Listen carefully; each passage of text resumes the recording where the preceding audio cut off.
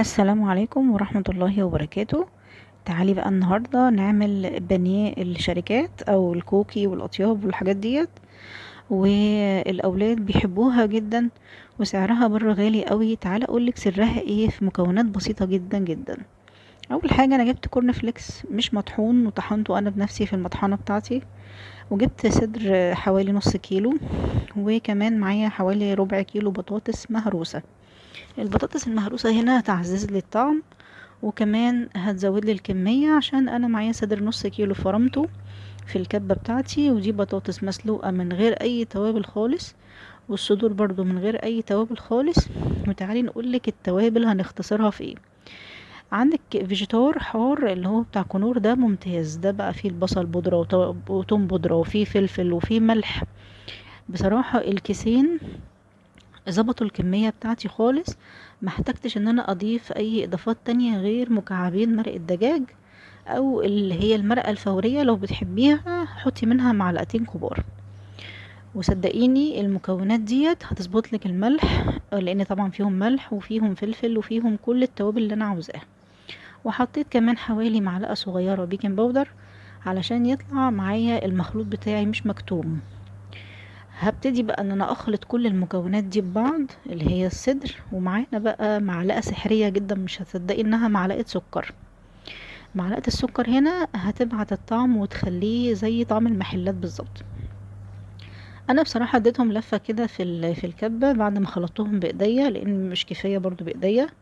الكبة ظبطتها لي وبقت قدامي كفتة هيت، او بقت زي عجينة تشكليها زي ما انتي عاوزة.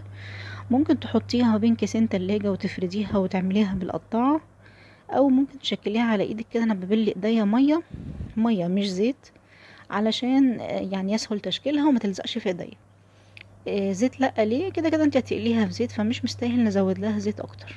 دي ميه. الصينيه اللي هتحطي عليها، لو هتحطي مثلا كيس الاول او تدهني زيت بقى في الصينيه اللي انت هتركني فيها، علشان المخلوط بتاعنا دوت ما يلزقش فيها. حاولت ان انا اعملها زي بانيه المحلات، وجبت لها بقى كورن فليكس المطحون اللي احنا طحناه في الاول، وخلطة الفراخ الكريسبي اديتها طعم حكاية. كده انا ما احتجتش بقى اضافات تاني خالص. الملح وكده ما زودتوش، لان كده كده كل الكلام ده فيه ملح، والفلفل والثوم بودرة والكلام ده ما حطيتش، لان الفيجيتار بصراحة مظبوط جدا. هنا بقى همسك قطع قطع كده، وهبتدي ان انا احطها في الخلطة بتاعت الكريسبي بتاعتي.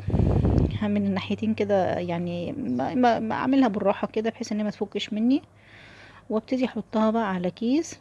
هنا لو عايزة تفرزيها ممكن تفرزيها وتطلعيها على القلية على طول، بس اهم حاجة تسيبيها في التلاجة حوالي نص ساعة او ساعة، يبقى كويس قوي قبل ما تقلي. هنا بقى زيت مش سخن جدا، متوسط السخونية، وخلي النار واطية شوية. هنا النار عليت مني سنة بصراحة، فيعني عشان تستوي معاكي صح خلي النار هادية شوية. مش شرط الزيت يبقى غزير قوي، بس مهم تظبطي ايدك في القلية. بصراحة هنا كانت النتائج جميلة جدا. انا سبتها بصراحة من بالليل في التتبيلة علشان ما تفكش، وبس اهم حاجة تركنيها مش اقل من نص ساعة في التلاجة قبل ما تقلي. اقليها بقى وطلعيها على زي شبكة كده علشان تفضل مقرمشة معاكي وما تطراش. ما تطلعيهاش على ورق مطبخ، لان لو طلعتيها على ورق مطبخ هتطرى تاني. انما انا السر القرمشة هنا ان انا طلعتها على اي شبكة عندك، اي حاجة متاحة بالنسبة لك تبقى متهوية شوية. شكلها جميل، لونها تحفة، قرمشتها حلوة جدا. عايزة اقولك ان الولاد حبوها خالص. الكمية دي طلعت اكتر من 25 قطعة.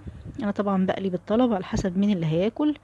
قدمتها مع كاتشب ومايونيز، حاجة كده وهم وجميلة وسهلة، ما خدتش حاجة خالص.